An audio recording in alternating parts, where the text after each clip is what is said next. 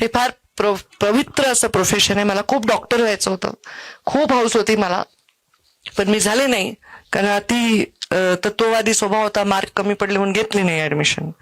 आणि मग आता प्रीतम ताईला व्हावं लागलं, तिला व्हायचं होतं वकील, ते यशू ताईला व्हावं लागलं.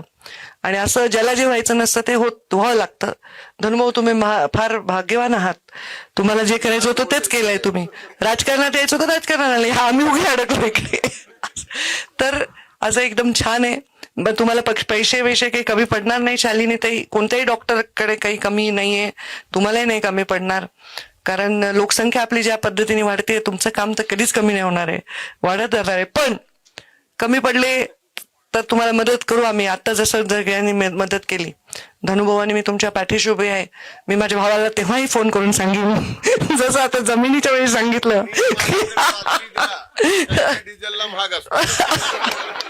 तर मी माझ्या भावाला तेव्हाही सांगेन, धनुभाऊ हे विषय तुम्ही सेटल करून टाका. तर त्यामुळे रात्री जा. सकाळी डिझेलला महाग असेल तर रात्री जाऊन पैसे घेऊन या. आता माझ्याकडे नाही ते. आता बघू, प्रयत्न करते पुढच्या 5 वर्षात मागच्या 5 वर्षाच्या चुका रिपीट न करण्याचा, म्हणजे माझी पण ताकद वाढेल.